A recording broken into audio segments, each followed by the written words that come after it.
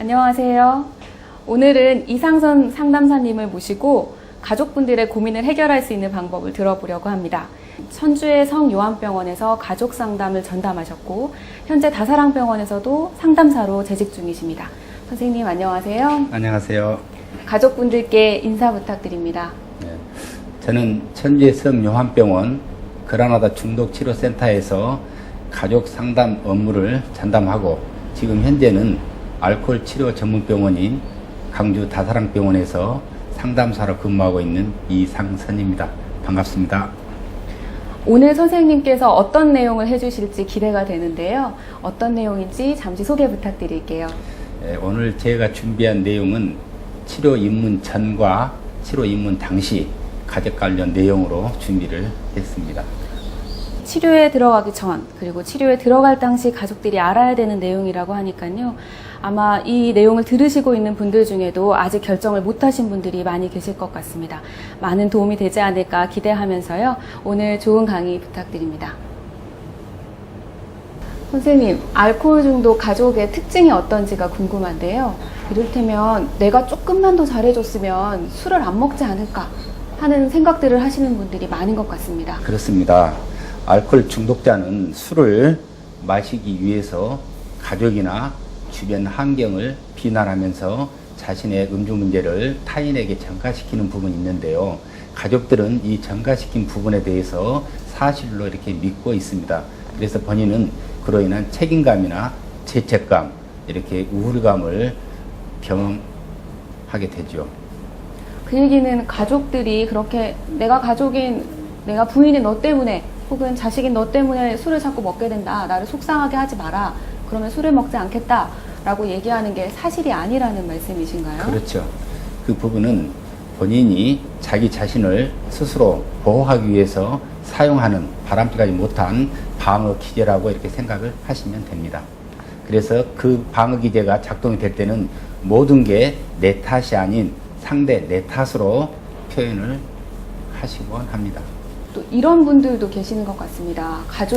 중독자에 빠진 가족이 자꾸 술을 마시는 문제 때문에 모임에 가기가 어렵다, 소외되는 것 같다 라는 말씀을 하시는 분들이 계신데요.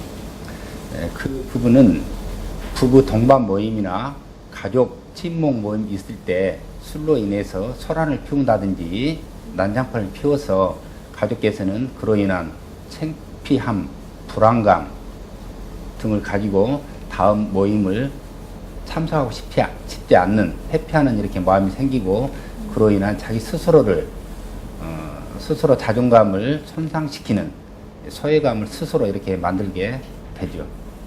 중독자의 중독 문제 때문에 가족이 자꾸 소외가 된다라고 말씀하신 것 같은데요. 네. 가족들이 소외되는 게 왜 중요한 문제가 되나요? 가족이 이렇게 소외가 되면은 자기 존중감이 많이 떨어져서 가족 스스로도 우울하고 왜 나한테 하필 이런 일이 생길까 하는 부분들로 인해서 관계가 더 이렇게 멀어지는 상황이 이렇게 오게 되죠. 남편이 중독 문제 때문에 직장을 꾸준히 다니지 못해서 대신 돈을 벌고 있으신 분들이라거나 이렇게 가족들의 중독에 빠진 분들의 문제를 대신 해결하느라 고생하시는 분들이 많은데요. 그분들께는 어떤 해결책이 필요할까요? 중독자의 고통을 가족이 대신 이렇게 덜어줌으로 인해서 중독자는 자기 자신의 문제를 부정하게 되고 이로 인해서 알코올 중독은 더 진행되게 되는데요. 이걸 우리가 흔히 조장행위라고 이야기를 합니다. 다른 예를 들어서 이야기를 하자면 아침에 남편이 출근을 해야 되는데 전날 마신 숙취로 인해서 출근을 못하게 될 때 부인이 계속해서 변명을 해주고 대신해 준다면 이 병은 계속 진행되고 악화될 수밖에 없습니다.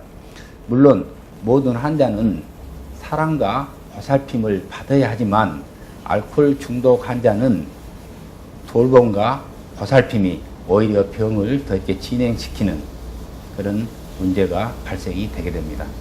이를테면 아까 얘기해 주신 문제 중에 숙취 때문에 힘들어하고 있는 중독자를 위해서 부인이 해장국을 끓여준다. 아주 흔한 상황인데요. 이런 경우에도 돌봐주지 않는 것이 정답입니까? 그렇죠. 가족께서 해장국을 끓여준다든지 뭐 생즙을 갈아준다든지 아니면 보약을 준다고 하게 되면 그런 것들로 인해서 고통이 경감되기 때문에 본인이 알코올 중독을 부정하는 경우가 많습니다.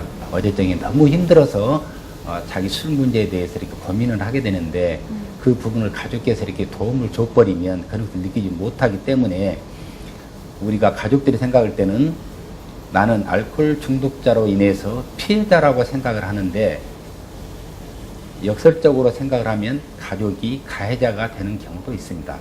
그래서 가족들한테 가해자라고 이야기를 하게 되면 가족은 그 부분을 받아들이지를 못합니다. 왜 내가 가해자냐라고 하는데 이 부분은 방금 설명드린 대로 가족께서 그런 조장 행위를 했기 때문에 피해자이면서 가해자라고 보통 이렇게 이야기를 하게 됩니다. 가족이 가해자다라는 말은 굉장히 놀라운 얘기인 것 같은데요.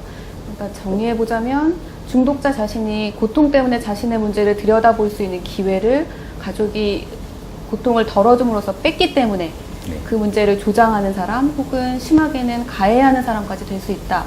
이런 말씀인 것 같네요. 그렇게 이해하시면 되겠습니다. 중독자를 가족원으로 둔 가족분들 같은 경우에는 술을 안 먹게 하기 위해서 혹은 중독 행위를 멈추게 하기 위해서 안 해본 방법이 없다라고 말씀하시는 분들이 많이 계십니다. 이런 분들 어떤 해결책이 필요할까요?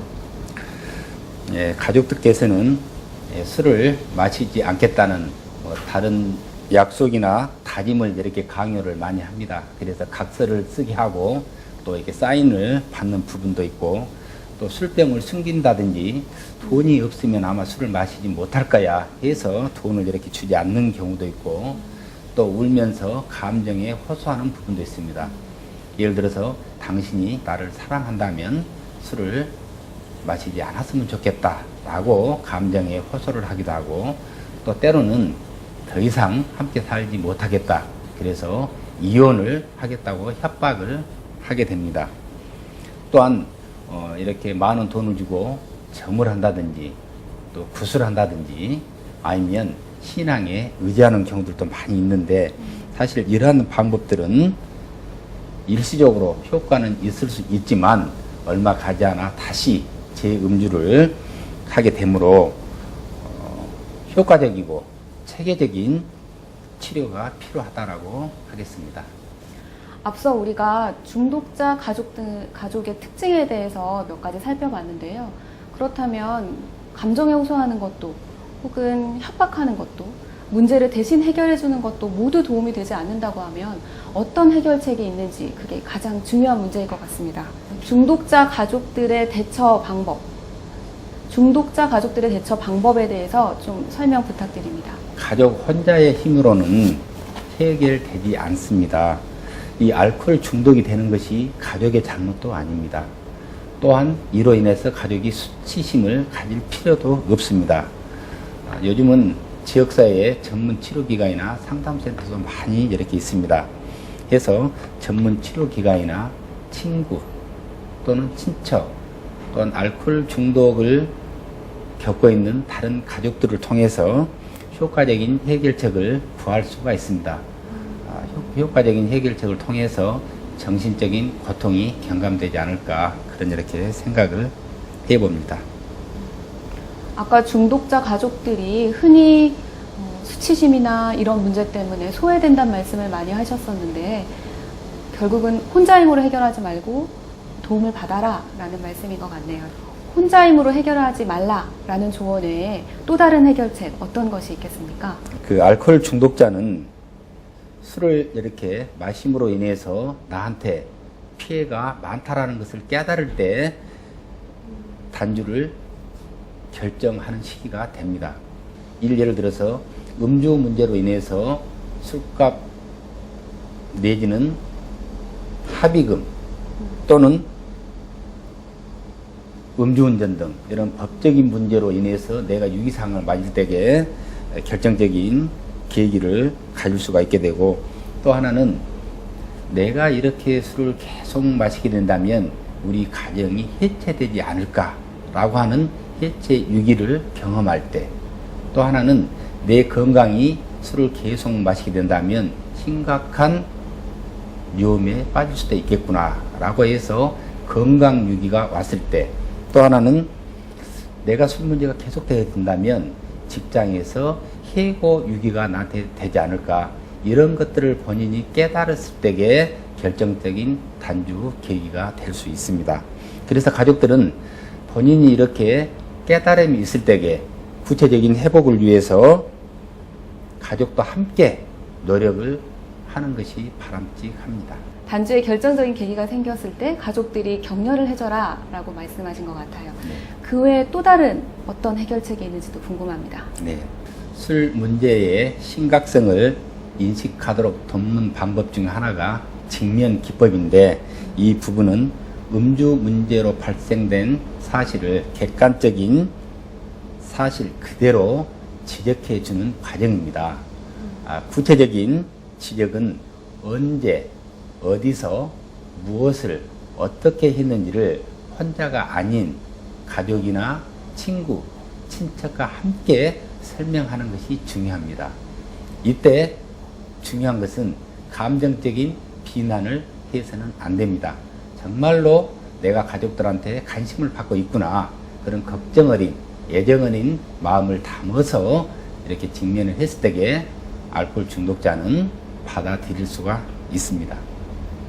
예를 들면 당신은 맨날 거짓말만 해 라거나 의지가 너무 박약한 사람이야 라고 얘기하는 건 도움이 되지 않겠네요. 그렇죠. 이 부분은 의지 문제가 아닙니다. 이 부분을 질병으로 이렇게 보신다면 환자를 이해하게 되면서 그런 비난은 이렇게 하지 않게 됩니다. 이런 여러 가지 문제에도 불구하고 가족들이 입원 치료를 선택하지 못하는 경우가 많은데요. 그 이유가 무엇일까요, 선생님? 그 부분은 중독이라는 병에 대한 사회적 편견인 것 같습니다. 내가 알코올 중독으로 치료를 받았다면 낙인 찍히지 않을까, 그런 부분 때문에 치료를 선택하지 못하는 부분이 있고, 또 하나는 알코올 중독 자체에 대한 무지에서 선택을 못하는 부분이 있을 수도 있고, 또한 강한 의지로 나올 수 있지 않겠느냐라고 생각하는 부분, 또한 만약에 내가 이렇게 알코올 중독으로 인해서 입원을 하게 된다면 회사에서 불이익을 당하지는 않을까, 또는 환자의 강한 겁으로 인해서 치료를 선택하지 못한 부분들이 많습니다. 또한 안타까운 부분은 가족들의 협조가 되지 않아서 입원을 선택하지 못하는 경우가 있습니다.